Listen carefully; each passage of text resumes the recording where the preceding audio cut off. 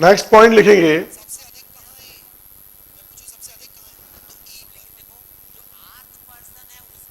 Centripetal force act on centripetal force act on object under uniform circular motion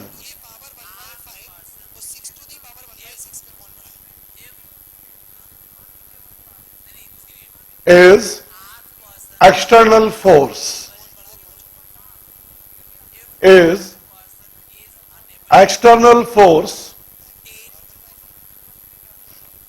due to which the linear momentum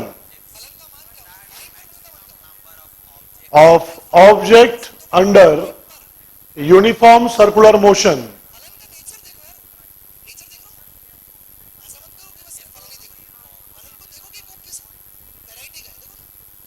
not remain conserve not remain conserve। तो linear momentum conserve नहीं रह पाता है क्योंकि centripetal force लग रहा है। एक बार फिर से बोल देता हूं, centripetal force act as a external force, so linear momentum of object under circular motion not remain conserve। इसके बाद नेक्स्ट पॉइंट लिखें, एंगुलर वेलोसिटी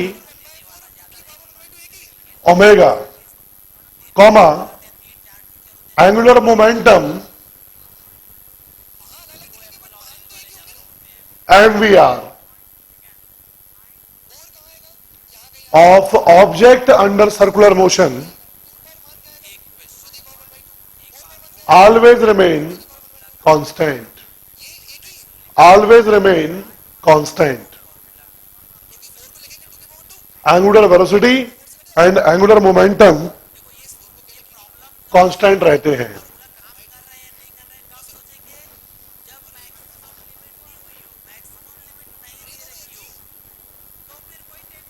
अब इसके बाद सम स्पेशल केसेस, हेडिंग डालेंगे अलग से, some special cases of uniform circular motion, some special cases of uniform circular motion.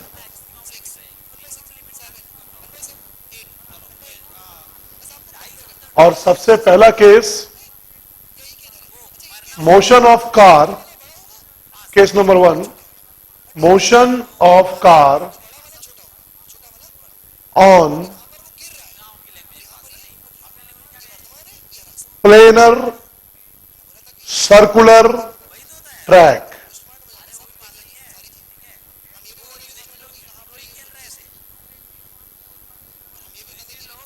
Motion of car on planar circular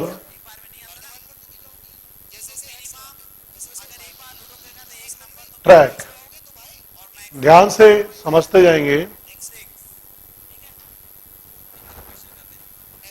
planar circular track यानी इसे अपना रूम का ये फ्लोर है, इस तरह का प्लेन होगा और उसमें किसी प्रकार का कोई इंक्लिनेशन नहीं रहेगा। आप ये माने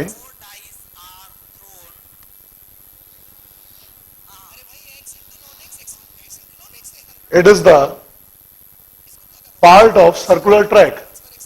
ऊपर से हम देख रहे हैं सर्कल का जो सेंटर है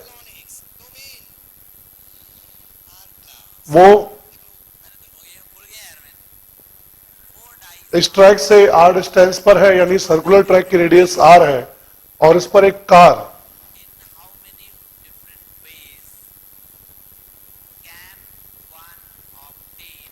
कांस्टेंट स्पीड v से सर्कुलर मोशन कर रही है। अब ध्यान से देखते जाएं।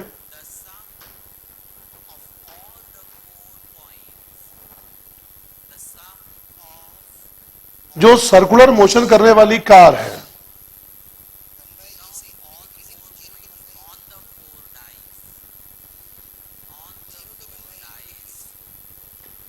अपने आप में वो कार एक आइसोलेटेड सिस्टम मानी जा सकती है। ये कार को आप एक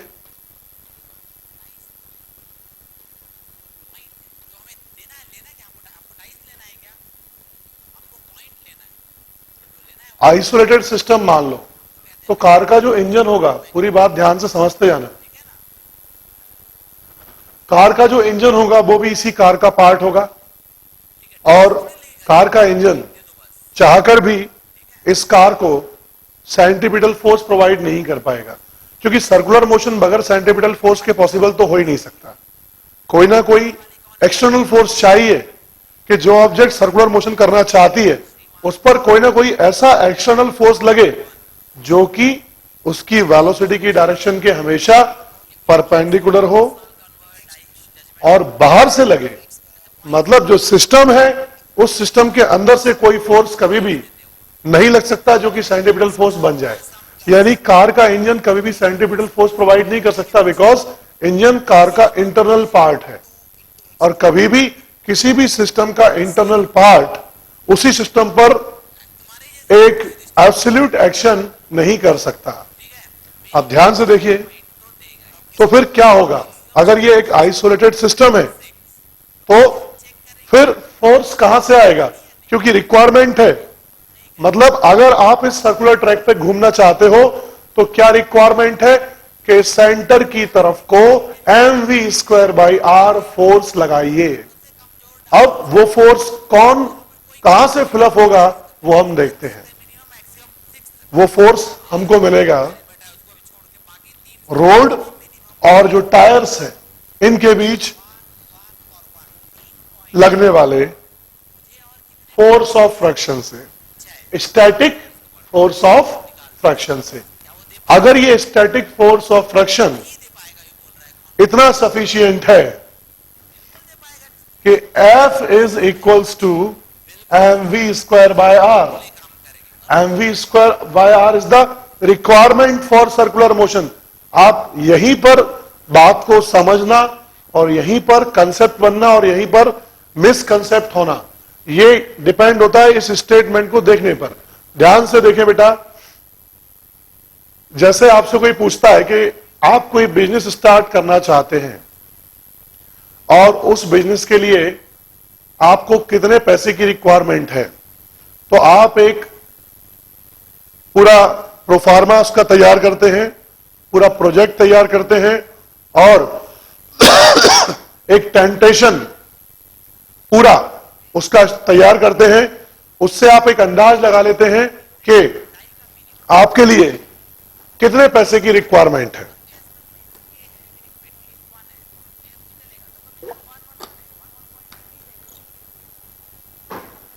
ठीक ऐसे ही यहां पर हम रिक्वायरमेंट को पहले ही अंदाज लगा लेते हैं कि अगर m मास की ऑब्जेक्ट v स्पीड से r रेडियस के सर्कल में घूमेगी तो टुवर्ड द सेंटर कितना फोर्स चाहिए होगा, ये रिक्वायरमेंट है।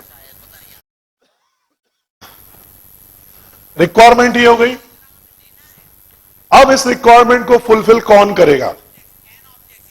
किसी केस में फोर्स ऑफ फ्रैक्शन, किसी केस में स्ट्रिंग का टेंशन, किसी केस में ग्रेविटेशनल अट्रैक्शन और किसी केस में कोई और force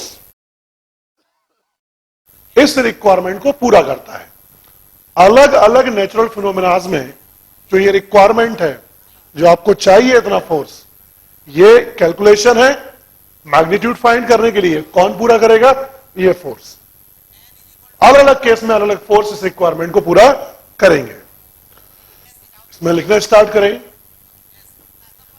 when a car is moving on horizontal circular track, when a car is moving on horizontal circular track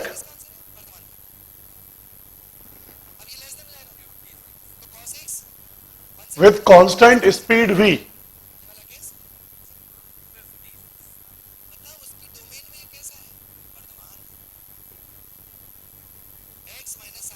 the requirement of centripetal force is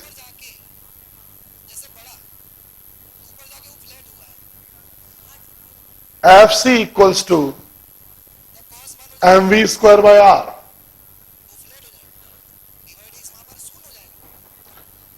The requirement of centripetal force is Fc equals to mv square by r, where m is the mass of car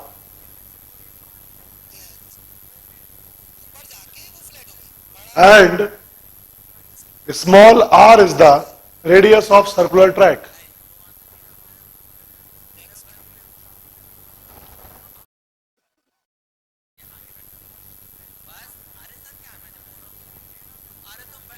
Such centripetal force is provided by static force of friction. Such centripetal force is provided by static force of friction between the tires of car and road.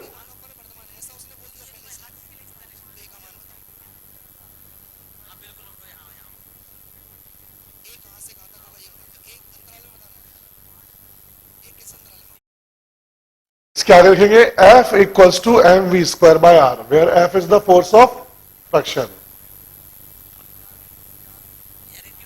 Static force of friction की maximum value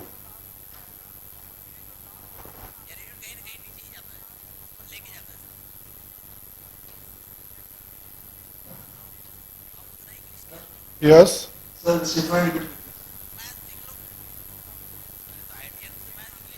ध्यान से देखिए, एक बार शुरू से फिर से बता देता हूं, वही मुझे याद रटा हुआ नहीं रहता है स्टेटमेंट, इसलिए एक बार फिर से बता रहा हूं, ध्यान से देख सुन लो. यहां पर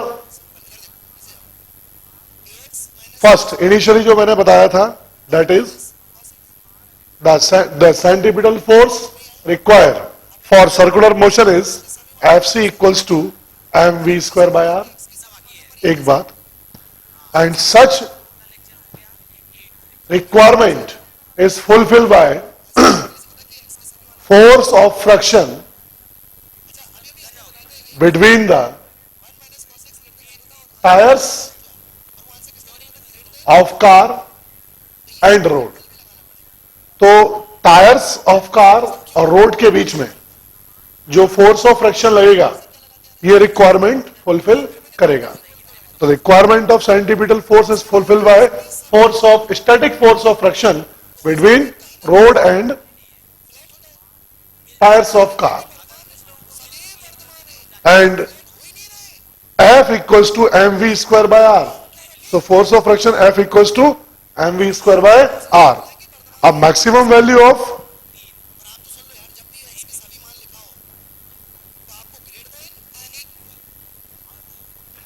force of friction,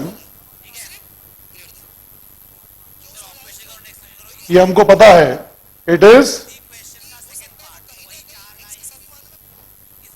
mu M G.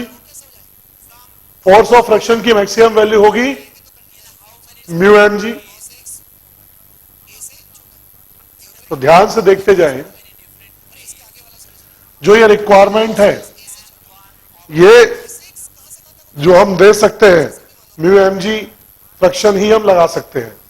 तो रिक्वायरमेंट इससे ज्यादा नहीं होना चाहिए for safe journey.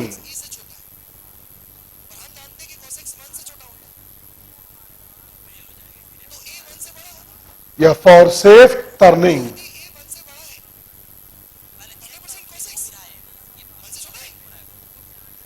M G जो है वो बड़ा हो या बराबर हो M V square by R से। ज्यादा से ज्यादा जो आप फोर्स ऑफ फ्रिक्शन लगा सकते हो वो इतना हो उसमें क्षमता कि वी स्पीड को वो कंट्रोल कर सके, क्योंकि स्पीड अगर बढ़ाते जाओगे आप टर्निंग के समय तो requirement M V square by R बढ़ती जाएगी। अब हो सकता है फोर्स ऑफ फ्रिक्शन उसे पूरा कर पाए या ना भी कर पाए। जो force of friction maximum possible हो सकता है वो हो सकता है म्यू एम जी। तो भाई जो भी आप टर्निंग कर रहे हो तो आप इतनी स्पीड मेंटेन करके टर्न कीजिए कि कम से कम म्यू एम जी उस रिक्वायरमेंट से M V square by R से बड़ा रहे या एटलीस्ट बराबर हो, दैट इज। तो एम से एम गया,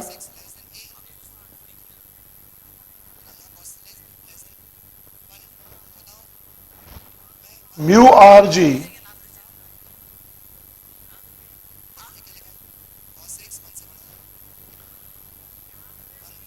या maximum safe speed is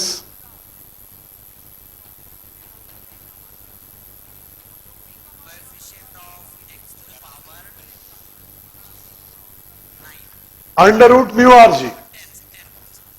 under root mu R G से ज्यादा स्पीड से अगर आप टर्न करोगे तो जो रिक्वायरमेंट है वो फोर्स ऑफ फ्रिक्शन फुलफिल नहीं कर पाएगा और आपकी जो गाड़ी है वो स्किड कर जाएगी बाहर की तरफ। इससे एक्सीडेंट की संभावना बढ़ जाती है। सर्कुलर मोशन का नेक्स्ट केस, इसमें हेडिंग डालेंगे motion of A cyclist, motion of a cyclist on horizontal circular track. Motion of a cyclist on horizontal circular track. अब ध्यान से देखिए यहां पर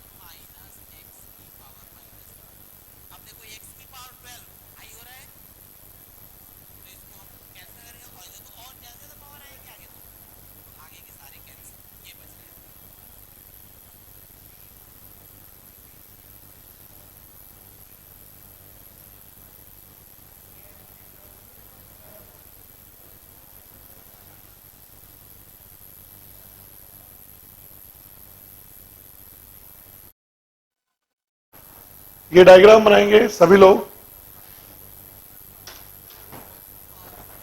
ध्यान से देखिए। जब किसी साइकिलिस्ट को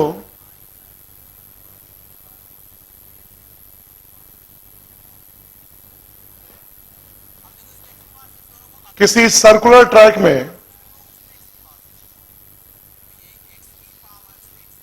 घूमना होता है तो उसे अपनी साइकिल थोड़ा सा वर्टिकल से झुकाना पड़ती है। ऐसा करने से क्या होता है ध्यान से देखेंगे। अभी लिखना कुछ भी नहीं है, सिर्फ समझना है।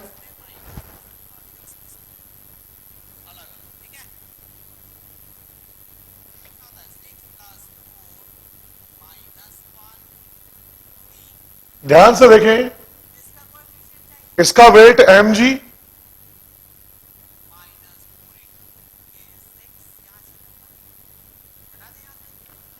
डायरेक्टली नीचे को वर्क करेगा और नॉर्मल रिएक्शन यहां पर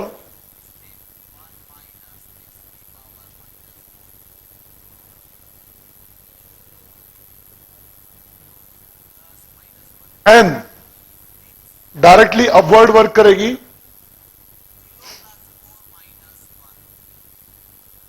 और फोर्स ऑफ फ्रिक्शन इस तरह से। तो नॉर्मल रिएक्शन और फोर्स ऑफ फ्रिक्शन दोनों को हम मिला के बोलते हैं कांटेक्ट फोर्स। तो इन दोनों का रिजल्टेंट यानी कांटेक्ट फोर्स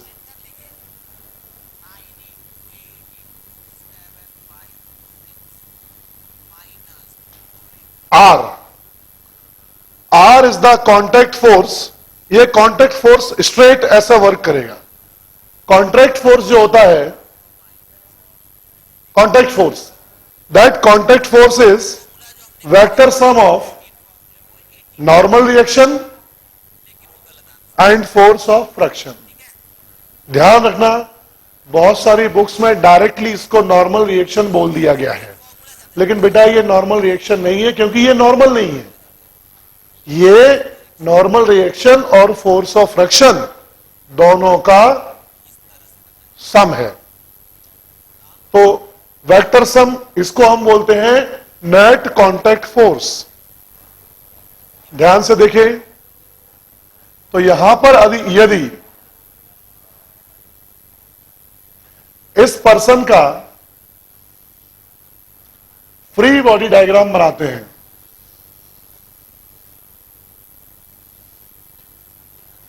एम मास का ये पर्सन हो गया,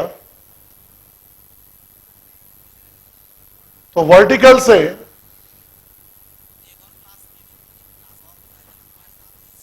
are is the net contact force,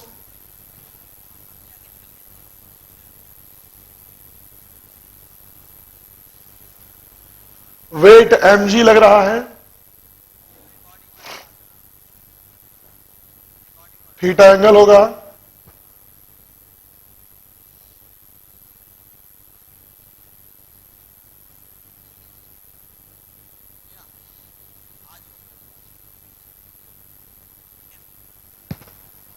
तो इस फोर्स के कंपोनेंट्स करेंगे आर कॉस थीटा, क्योंकि एफ और एन का समीशन आर है। तो अब एफ और एन को हटाकर आर लगा दिया और R cos theta R sine theta, तो आर साइन थीटा हो जाएगा M B square by R, basic requirement for circular motion, और आर कॉस थीटा बैलेंस कर लेगा एम जी को।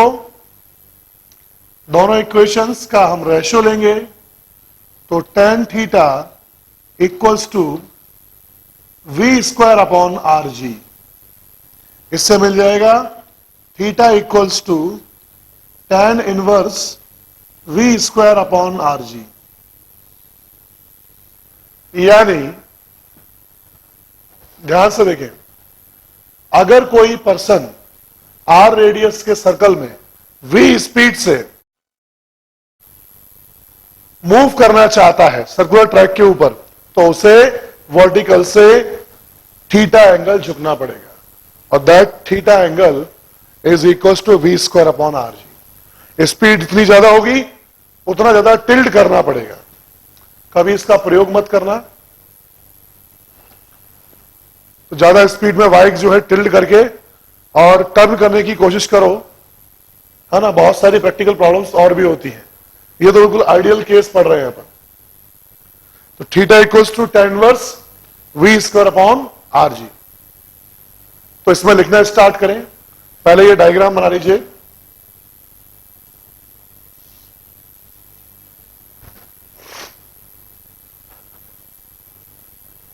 और लिखेंगे when a cyclist want to move on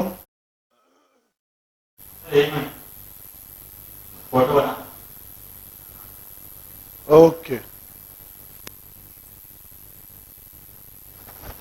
when a cyclist want to move on a circular track of radius small r. Circular track of radius small r with a speed v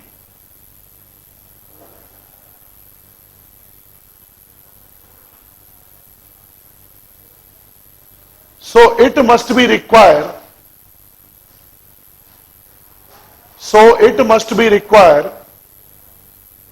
to tilt slightly from vertical, tilt slightly from vertical,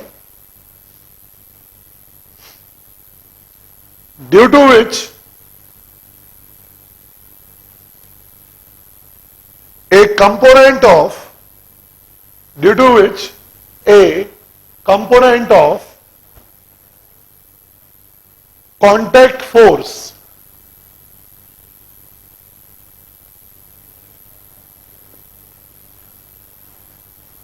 can provide the required centripetal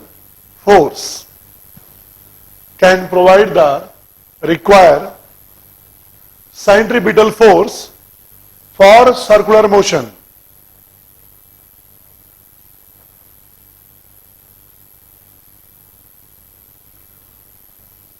ये diagram बना लीजिए और यहां तक note कर लें, R is the contact force,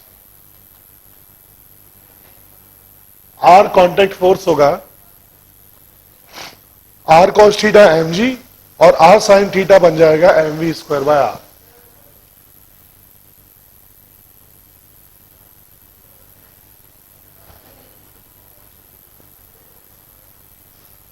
तो इस थीटा से हमको यह मालूम चलता है कि यदि कोई व्यक्ति v स्पीड से सर्कुलर ट्रैक पर घूमना चाहता है तो उसे थीटा एंगल इस तरह से झुकना पड़ेगा, और वो थीटा एंगल उसके मास पर डिपेंड नहीं करता, वो स्पीड पर और रेडियस r पर डिपेंड करता है।